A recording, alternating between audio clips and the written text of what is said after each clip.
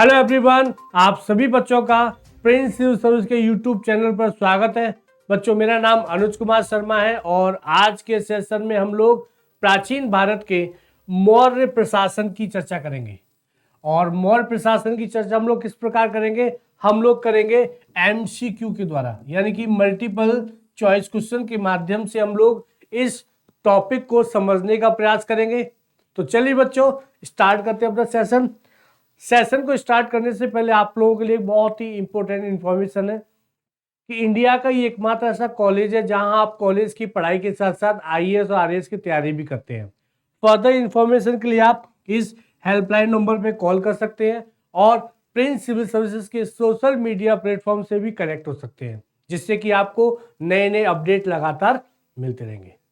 चलिए बच्चों, अपना सेशन स्टार्ट करते हैं और आज के सेशन का सबसे पहला क्वेश्चन है, निम्न में से मौर्य काल में कौन युद्ध का संचालन करता था?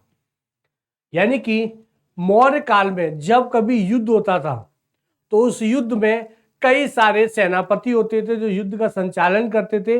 उनको क्या कहा जाता था? आपके सामने ऑप्शन है अंतपाल, नायक, नवाध्यक्ष, समाहर्ता। यानी कि आपको इस प्रश्न में बता रहा है कि वो कौन सा अधिकारी है जो कि युद्ध के समय युद्ध का संचालन करता था, उसको क्या कहते थे? तो बच्चों, इसका उत्तर है आपका नायक। नायक वो सेनापति था, या कह सकते हैं नायक वो अधिकारी था जो युद्ध के समय सेना का संचालन करता था। यह भी हो सकता था कि एक युद्ध में कई सारे नायक हो जो अपनी अपनी टुकड़ी का संचालन करते थे, उसको क्या कहते थे? नायक। अंतपाल, अंतपाल किसको कहते थे? अंतपाल कहते थे सीमावर्ती क्षेत्रों का अधिकारी, जो सीमावर्ती क्षेत्रों की रक्षा करता था। समाहर्ता, समाहर्ता उस अधिकारी को कहते थे जो कि राजस्व को एकत्रित करता था। राजस्व को जो एकत्रित करता था उस अधिकारी को कहते थे समाहर्ताध्यक्ष। नवाध्यक्ष बंदरगाहों से नावों से संबंधित था, जहाजों से संबंधित था। लेकिन हमारा जो प्रश्न था कि मौर्य काल में युद्ध का संचालन कौन करता था, तो हमारा उत्तर हो जाएगा नायक। क्लियर? अगला प्रश्न देखते हैं, निम्न में से किस विद्वान ने विवरण दिया है कि जहाज निर्माण पर राज्य का एकाधिकार था? यानी कि वो कौन सा हिस्टोरियन है जिसने ये कहा था कि ये जो जहाज निर्माण है, शिपिंग वाला जो काम है मैन्युफैक्चरिंग का, उसके ऊपर किसकी मोनोपोली थी? स्टेट की, यानी कि राज्य। यानी कि राज्य ही के पास वो अधिकार था कि जो कि जहाजों का निर्माण कर सकता था, यानी कि अन्य किसी व्यक्ति को जहाजों का निर्माण करने का अधिकार नहीं था। तो वो कौन है? वो किसने कहा है? आपके सामने ऑप्शन है Marco Polo, Pliny, Strabo, Justin.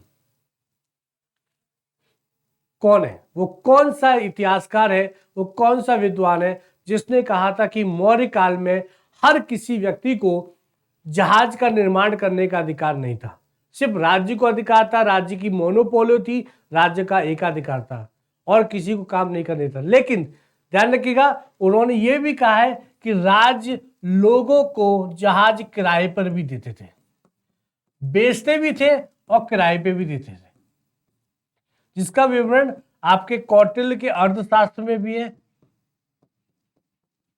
और इसके साथ साथ जो इतिहासकार है जिन्होंने इस मोनोपोली के बारे में बताया है, उसका नाम है स्ट्रैबो।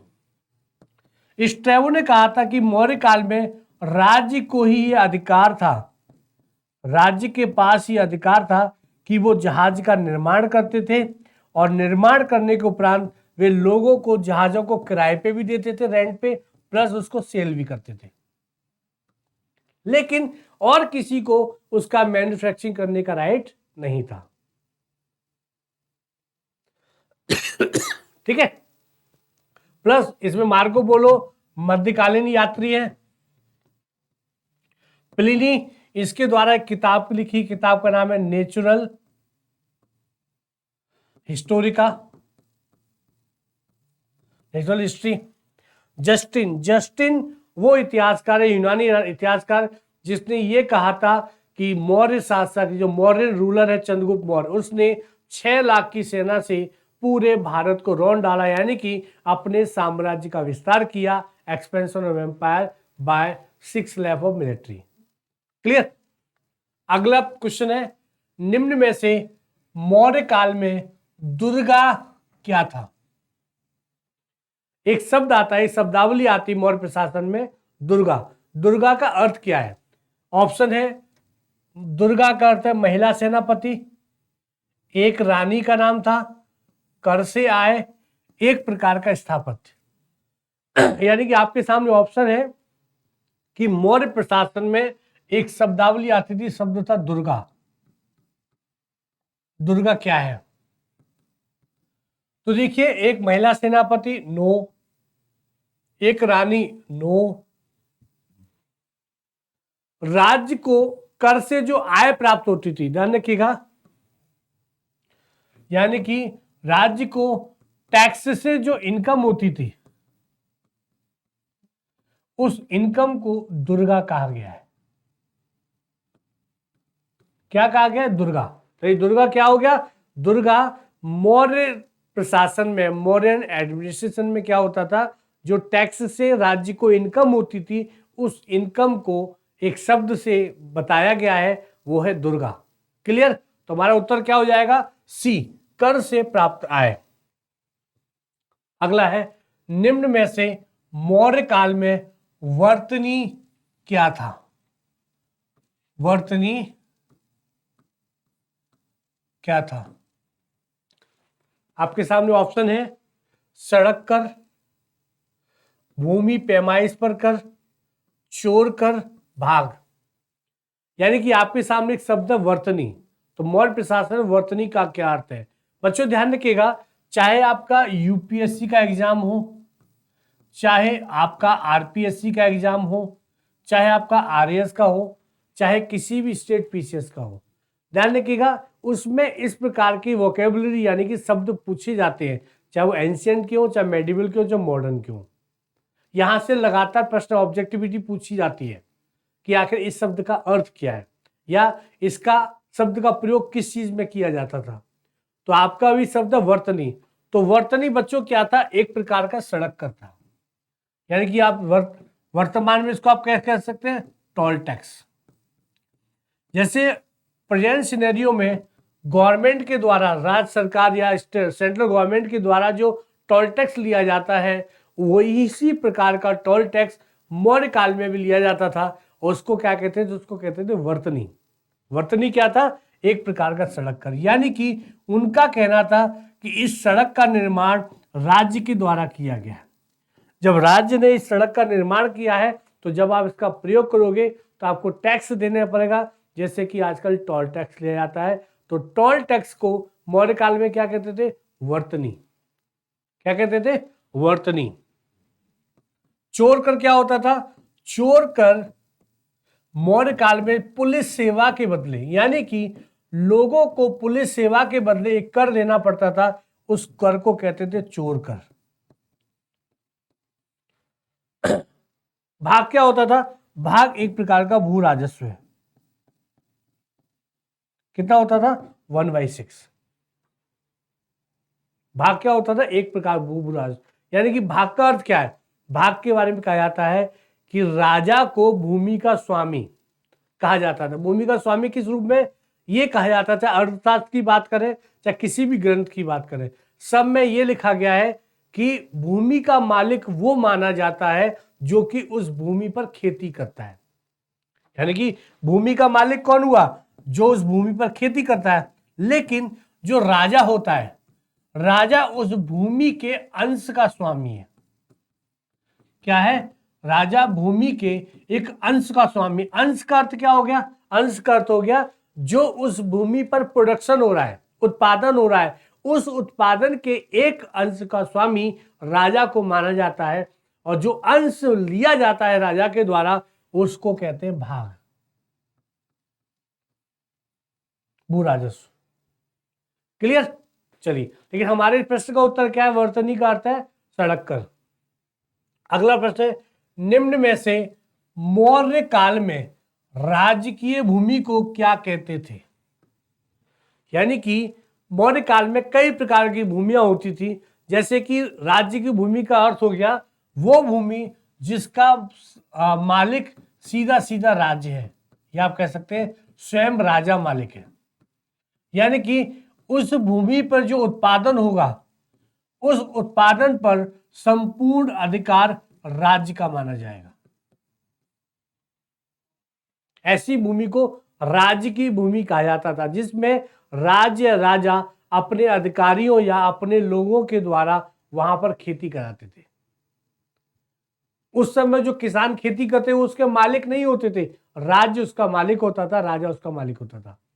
तो ऑप्शन है आपके सामने सीता, खालिसा, उदय भाग और सेतु बंधु। आपके सामने 4 ऑप्शन है, इसमें से एक ऑप्शन बताता है राज्य की भूमि को क्या कहा जाता। तो ध्यान रखिएगा, मौर्य काल में राज्य की भूमि को सीता कहते थे। सीता का अर्थ क्या था? राजकीय भूमि, यानी कि ऐसी भूमि जिसका मालिक राज्य है और राज्य ही उस पर खेती कराएगा और राज्य ही उसके सारे उत्पादन का मालिक है। उत्पादन पर अधिकार किसका है? राज्य का।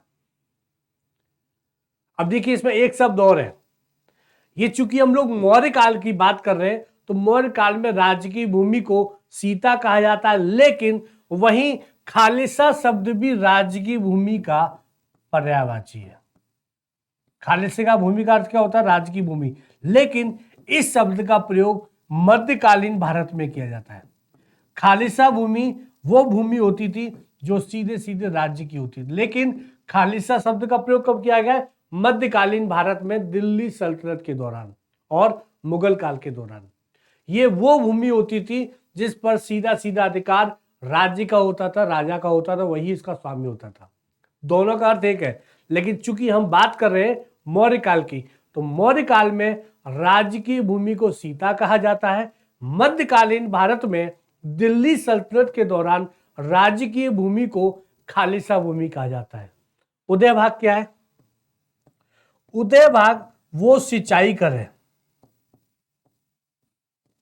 यानी कि राज्य के द्वारा जो किसानों को सिंचाई की सुविधा प्रदान की जाती थी, इस सिंचाई की सुविधा के बदले में किसान को एक कर देना पड़ता था, उस कर को कहते थे उदय भाग। क्या कहते थे? सिंचाई कर को कहते थे उदय भाग। वही सबसे अंत सेतु बंधु, सेतु बंधु कहते थे सिंचाई व्यवस्था को। लेकिन हमारा जो प्रश्न है, हमारे प्रश्न का उत्तर क्या है? हमारे प्रश्न का उत्तर है सीता। मौर्य काल में राज्य की भूमि को सीता कहा जाता था।